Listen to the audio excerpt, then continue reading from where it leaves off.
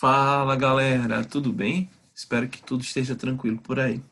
Hoje nós vamos resolver algumas questões do Enem do ano passado, da segunda aplicação.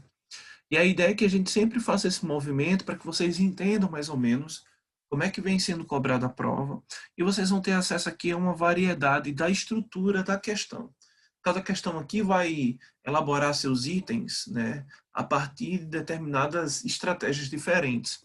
Então você vai ver agora como a sociologia e a filosofia foi pensada no último ano, e eu também separei as questões a partir do que vem sempre sendo cobrado, tá bom? E aí vamos para a primeira questão. Essa questão do filósofo Nietzsche, né, que vive de 1844 até 1900, e aí tem um direcionamento importante aqui. Eis o ensinamento de minha doutrina. Viva de forma a ter de desejar reviver, é o dever, pois, em todo caso, você reviverá. Aquele que ama antes de tudo se submeter, obedecer e seguir, que obedeça, mas que saiba que para o que dirige sua preferência e não recue diante de nenhum meio. É a eternidade que está em jogo. E aí vamos lá para o nosso direcionamento. O trecho contém uma formulação da doutrina nietzschiana do eterno retorno, que apresenta os critérios radicais de quê? Da avaliação de quê? A.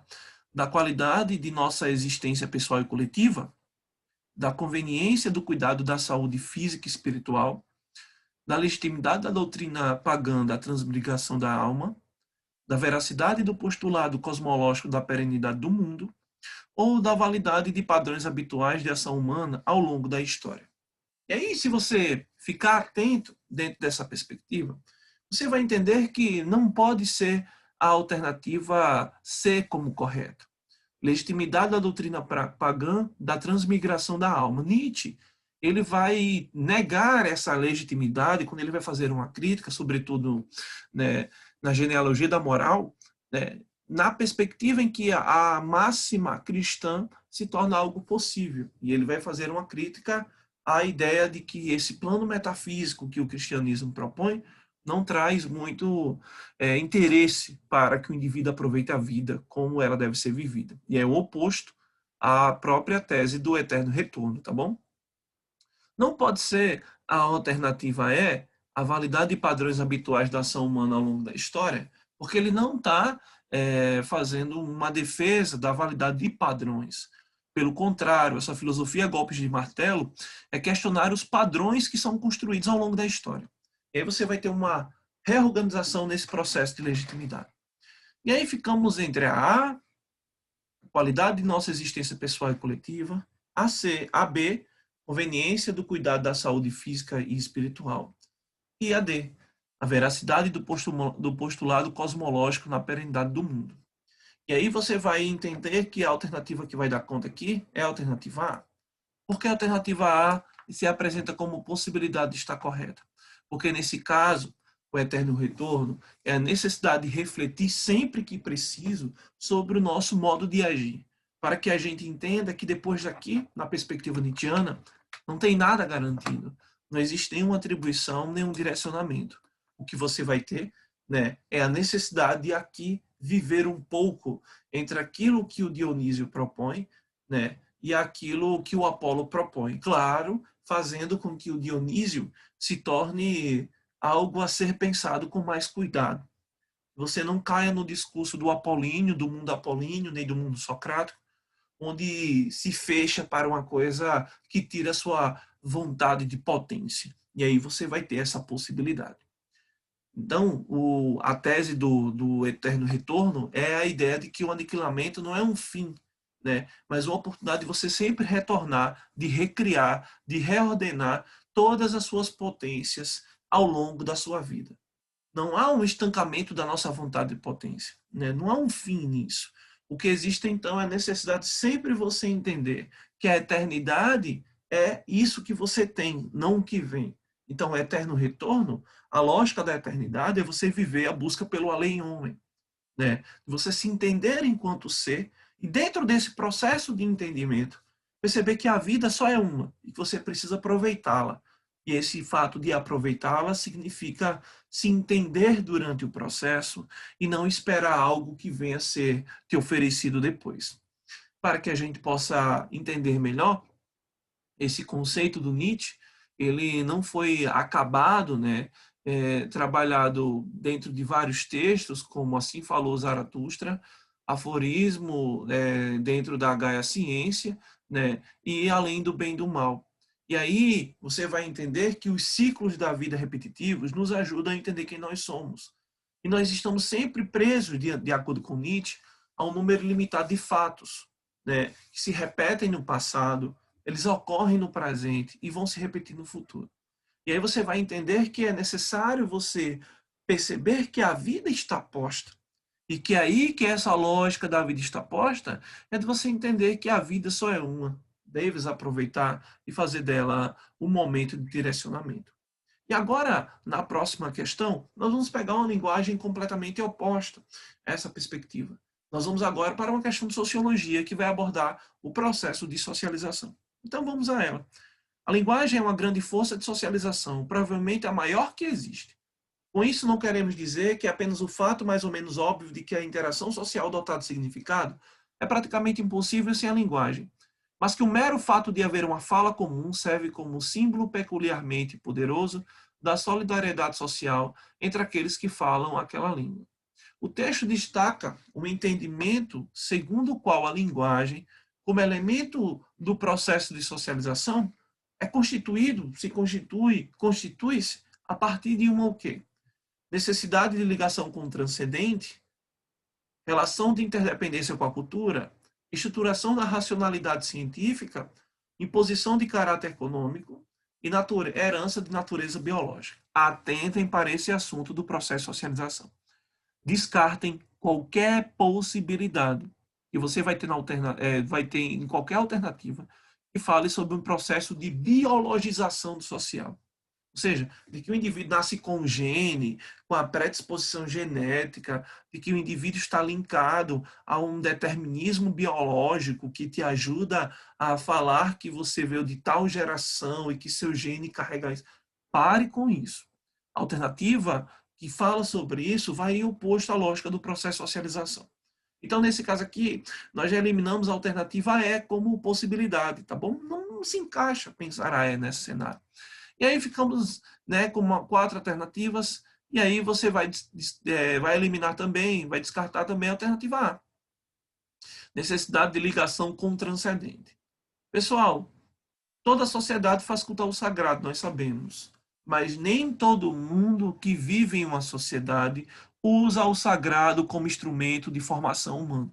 Tem pessoas que negam a existência do sagrado. Tem pessoas que são indiferentes ao processo de organização do sagrado.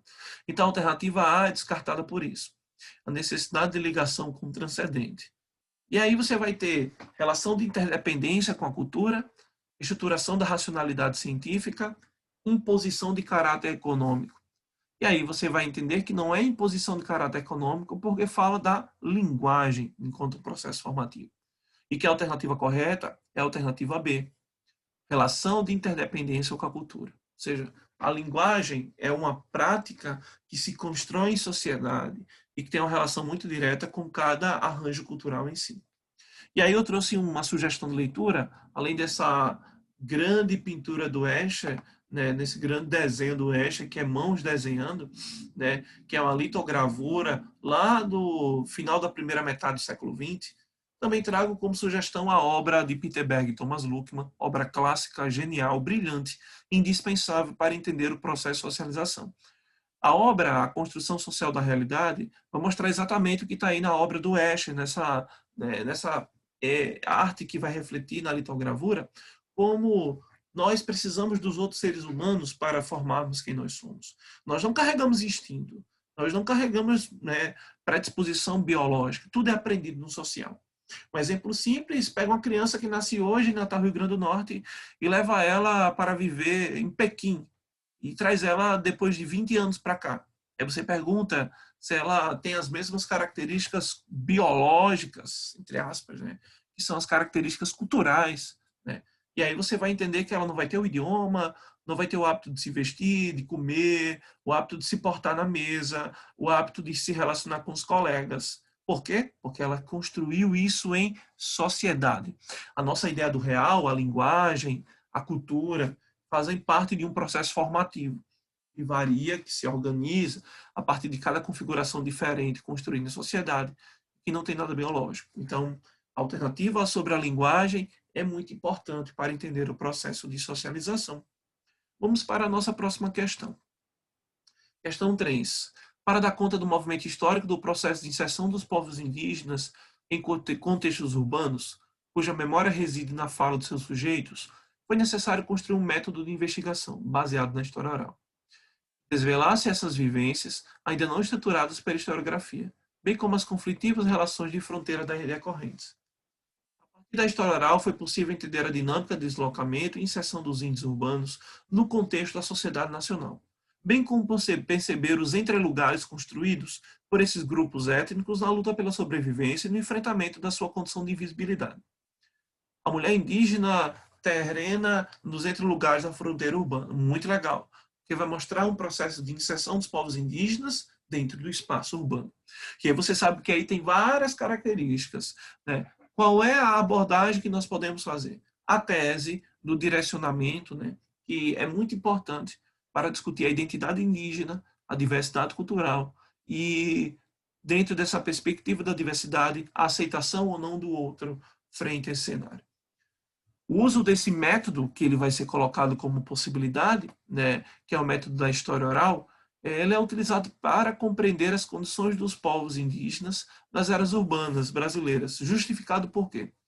Focalizar a empregabilidade de índios carentes de especialização técnica, permitir o recenseamento de cidadãos ausentes das estatísticas oficiais, neutralizar as ideologias de observadores imbuídos de viés acadêmico, promover o retorno de grupos apartados das suas nações de origem, registrar as trajetórias de sujeitos distantes da prática da escrita. Queridos, entendam uma coisa. Uma população indígena, em tese, né, tem pessoas que não foram socializadas, né, não foram letradas, escolarizadas no sentido aos códigos da cultura dos povos não indígenas. Isso está diminuindo, mas isso é importante para que a gente possa frisar. Em algumas comunidades ainda persiste essa, né, observação. E aí você vai entender que aqui, para entender essas relações a partir das condições dos povos indígenas nas cidades, nós usamos o quê? A história oral. E para que a história oral? É para focalizar a empregabilidade de indivíduos carentes? Não. Quem vai focalizar, discutir sobre isso, né, são órgãos municipais como centas, são plataformas, né, de ampliação, onde você vai ter esse cenário a partir de uma situação, como, por exemplo, o levantamento, como o IBGE pode fazer com relação a isso. Permitir o recenseamento, também foge diretamente sobre essa temática. Neutralizar as ideologias de conservadores imbuídos de viés acadêmico. Não. A história oral não significa que, nesse caso, é para você dar uma voz, né, a dar o lugar de fala para o indivíduo. Não, dar representatividade, não. E aí ficamos entre a D e a E. Promover o retorno de grupos apartados das suas nações de origem, ou seja, está sendo feito para trazer de volta os indígenas para suas comunidades? Não. O que está em jogo, a alternativa é, né, registrar as trajetórias de sujeitos distantes das práticas da escrita. E aí, dentro da nossa próxima questão, nós vamos trabalhar um assunto muito importante, que tem a ver diretamente com o pensamento filosófico na Idade Média. E aí vamos entrar agora para Tomás de Aquino. Ele foi um filósofo que viveu no século XIII e afirmava: a lei é uma regra ou um preceito relativo às nossas ações. Ora, a norma suprema dos atos humanos é a razão.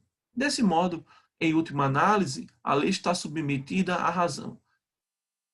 É apenas uma formulação das exigências nacionais. Porém, é mista que ela emane da comunidade ou de uma pessoa que legitimamente a representa. No contexto do século XIII, a visão do filósofo mencionado retoma o quê? O pensamento idealista de Platão, o conformismo estoico de Sêneca, o ensinamento místico de Pitágoras, o paradigma de vida feliz de Agostinho, ou o conceito de bem comum de Aristóteles. Nesse caso, uma dica muito importante. Toda questão que fala sobre Agostinho de Hipona ou Santo Agostinho, vise a tese de que ele é influenciado fortemente pelo pensamento idealista de Platão. Ou seja, o mundo inteligível de Platão, aquela tese da república, aqueles que oram, aqueles que governam os reis filósofos, aqueles que trabalham, aqueles que ficam no meio como os protetores, os guardiões, é a tese de uma sociedade justa para Platão. Agostinho pega essa mesma lógica e vai trazer isso para a cidade de Deus. Aqueles que oram estão no topo, estão tendo um direcionamento, aqueles que trabalham e aqueles que protegem no meio, os trabalhos na base que protegem no meio. E aí isso vai ter uma relação direta, né, na influência do pensamento de Platão, a matriz platônica dentro das análises de Santo Agostinho. E aí você vai ter, né, dentro dessa lógica Tomás de Aquino, a partir do que está posto na o conceito de bem comum de Aristóteles. A prática aristotélica tem aquela tese do animal político, o indivíduo que ele vive uma prática virtuosa enquanto indivíduo e vive para a sociedade que ele está inserido. E aí vamos começar a entender esse cenário. Quer uma dica? Fica de olho aqui nesse esquema que eu preparei para vocês. Aristóteles, de forma bem sucinta, ele vai defender a tese do animal político, do zoon politikon, zoon zoológico, Z-O-O-N.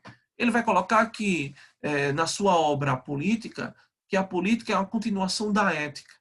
A ética, que é um bem individual, né, ela se estende para a vida do indivíduo na polis, ou seja, na vida política, visando o bem comum, porque o indivíduo é um indivíduo naturalmente, ele nasce, né, com a vocação de viver para a política. Nós sabemos que essa ideia de cidadão, de prática desse cenário, né, não tinha uma abrangência, era um conceito irrestrito, um conceito restrito a determinadas pessoas. E a cidade vai prevalecer sobre cada um dos seus membros, porque o todo precede as suas partes. Ele está dizendo que a cidade é um fenômeno natural e, por isso, o ser humano é um animal político, porque ele naturalmente já está inserido dentro dessa lógica. E vai ser a partir daí que o texto vai retomar isso diretamente na questão. E aí eu vou mostrar para vocês onde é que está posto, quando ele vai colocar, né, que dentro dessa análise nós estamos referentes às nossas ações. E são essas nossas ações que nos remetem a uma possibilidade de pensamento. Por isso que essa é a alternativa que vai nos ajudar a entender. Toda vez que cai uma questão sobre Tomás de Aquino, filósofo muito importante para a Igreja Católica no século XIII, você vai lembrar que ele é influenciado diretamente pela matriz aristotélica. E você vai ter todo o direcionamento, tá bom? Para que a gente possa avançar, vamos para a nossa próxima questão. Questão 5. Questão muito bacana, que geralmente é cobrada assim no Enem. Texto 1, texto 2, e você vai ter que fazer as interpretações. E aí vamos lá, para que a gente possa refletir. Texto 1. Eu queria movimento e não um curso calmo da existência. Queria citação em perigo e a oportunidade de sacrificar-me por meu amor. Senti em mim uma superabundância de energia que não encontrava escoador em nossa vida. Texto 2. Meu lema me obrigava, mais que a qualquer outro homem, ao enunciado mais exato da verdade. Não sendo suficiente que eu lhe sacrificasse em tudo o meu interesse e as minhas simpatias. Era preciso sacrificar-lhe também minha franqueza e minha natureza tímida. Era preciso ter a coragem e a força de ser sempre verdadeiro em todas as ocasiões. E aí você vai ter, né, Lev Tolstói, uma obra chamada Felicidade Familiar, no texto 1, e ele vai estar fazendo uma citação, né? E aí você vai ter Jean-Jacques Rousseau, Os Devaneios do Caminhante Solitário, né, que é um texto muito bacana, uma obra muito interessante, dentro de uma perspectiva que nós vamos entender agora, a partir do comando da questão. Os textos de Rousseau e Tolstói retratam ideais da existência humana e defendem a experiência o quê? Lógico-racional, focada na objetividade, clareza e imparcialidade. Místico-religiosa, ligada à sacralidade, elevação e espiritualidade. Sociopolítica, construída por integração, solidariedade e organização. Naturalista, científica, marcada pela experimentação, análise e explicação. Ou estético-romântica, caracterizada por sinceridade, vitalidade e impulsividade. Nós sabemos aqui que não pode ser essa alternativa A, porque quando vai falar sobre lógico-racional, focada na objetividade, na clareza e na imparcialidade, isso é uma atribuição da consolidação da ciência, a partir das contribuições de um cara chamado Isaac Newton, que viveu um processo pandêmico também, né? E aí ele vai ter toda uma contribuição frente a isso. Então você não vai marcar essa alternativa por isso. Místico-religiosa, que está na B, ligada à sacralidade, elevação e espiritualidade. Não. Quem vai falar isso dentro desse cenário, dentro de uma perspectiva religiosa, mística, a partir da elevação da espiritualidade, é o nosso amigo Santo Agostinho, que nós comentamos sobre Tomás de Aquino na questão passada, mas eu falei por cima do Santo Agostinho. Ficamos agora entre três alternativas. Não pode ser sociopolítica, porque é construída por integração, solidariedade e organização. E aí você vai entender que isso pode ser linkado, pode ser levemente linkado às contribuições do sociólogo Emílio Durkheim, no tocante à ideia da consciência coletiva, né? Como se a sociedade fosse um organismo vivo e as instituições tivessem uma relação de interdependência visando a harmonia social. E aí você vai ficar entre a D e a E. Se você pudesse escolher, tenho certeza que você escolheria a E. É uma estratégia, né, voltada para uma experiência estético-romântica. E aí você vai ter três características dentro desse contexto, que não são as únicas, mas que são destacadas nos dois textos, que é a sinceridade, a vitalidade e a impulsividade. Para que a gente possa avançar, vamos agora para a questão 6. Lembra, a propósito, a uma cerimônia religiosa que assisti na noite de Santo Antônio de 1975, quando presente a uma festa em honra do padroeiro. E a coisa assim, bonita e simples, até aqui. Recitadas 5 dezenas de Ave Maria e seus Padre Nossos, chegou a hora do remate no canto da Salve Rainha. O capelão começou a entoar, nesse instante, hino à Virgem em latim, Salve Regina, Mater Misericordiae. E, o que eu estranhei, foi seguido de pronto, sem qualquer hesitação, pelos presentes. Depois veio o espantoso para mim, a reza também entoada de toda a extensa ladainha Nossa Senhora igualmente em latim. Eu olhava e não acabava de crer. Aqueles caboclos que eu via morejando de servente nas obras do bairro estavam agora ali, acaipirando lindamente a poesia medieval do responso. E aí você vai ter esse tipo de estranhamento do autor diante da cerimônia relaciona-se ao encontro de temporalidades. E A. Questionam ritos católicos. B. Evidenciam práticas ecumênicas. C. Elitizam manifestações populares. D. Valorizam conhecimentos escolares. Ou E. Revelam permanências culturais. Eu vou te mostrar aqui que essa questão é uma questão padrão Enem. Todo ano cai uma questão sobre diversidade cultural, todo ano cai uma questão sobre determinado direcionamento em cima das relações entre os povos nativos, os povos afrodescendentes, que vieram na condição, foram trazidos na condição de pessoas escravizadas, também os povos, né, europeus, os portugueses, dentro do processo de colonização. E aqui o texto fala de que a noite de Santo Antônio de 75 trazia ainda traços de um processo medieval. Eu vou mostrar onde. Estou aqui marcando. 1975. E aí ele vai colocar acaipirando lindamente a poesia medieval de responso. E aí você vai ter que isso, de 1975, reproduziu algo que era lá do período medieval. E que isso vai dar conta para que a gente possa entender que a alternativa correta aqui, né, vai ser a alternativa E. Não pode ser a A. Por que não pode ser A? Em nenhum momento o texto vai questionar ritos católicos. Não pode ser a B. Evidenciam práticas ecumênicas. Não se esqueçam que ecumênico é quando você tem dentro de determinado recorte espacial, você vai ter pessoas que defendem uma religião diferente da outra. Então, a prática ecumênica é quando você convida as pessoas de várias religiões dentro daquele território para que elas possam também participar de determinada celebração. Tá? E aí ficamos entre a C, a D e a E. Por que não é a C? Elitiza manifestações populares. Não foi elitizada porque ele vai usar termos como acaipirando, né? Ou seja, não foi elitizado. Né? Vai dizer, aqueles que viviam morejando nas obras do bairro, não vai ser um processo de elitização. O autor é até preconceituoso nesse processo de estranhamento. Não é a valorização de conhecimentos escolares. Isso da Idade Média permanecer em 1975, na festa de Santo Antônio, né, esse termo na oração em latim, Salve Regina, Mater Misericordiae, é uma coisa que não é ensinado na escola, é passado culturalmente a partir das experiências vividas em espaços não escolares, como, por exemplo, né, nas atividades, nas celebrações religiosas. Então, a alternativa correta é a E, vão revelar permanências culturais. Vamos agora para a nossa última questão. E aí é uma questão que fala também sobre cultura, que é muito importante. O frevo é uma forma de expressão musical, coreográfica e poética, enraizada no Recife e em Olinda, no estado de Pernambuco. O frevo é formado pela grande mescla de gêneros musicais, danças, capoeira e artesanato. É uma das mais ricas expressões de interatividade e capacidade da realização popular na cultura brasileira. Possui a capacidade de promover a criatividade humana e também o respeito à diversidade cultural. No ano 2012, a Unesco proclamou o frevo como patrimônio imaterial da humanidade. A característica da manifestação cultural descrita que justifica a sua condição de patrimônio material da humanidade é o quê? Um dos feitos em produtos da elite, a expressão de sentidos construídos coletivamente, a dominação ideológica de um grupo étnico sobre outros, a disseminação turística internacional dos eventos festivos ou a identificação de simbologias presentes nos movimentos artísticos.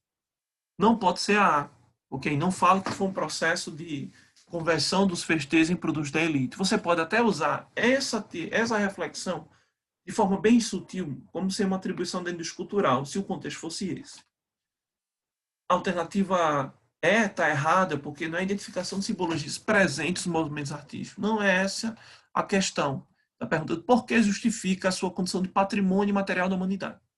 Aí ficamos entre a B, a C e a D, e a alternativa que vai dar conta é a alternativa B, expressão de sentidos construídos coletivamente.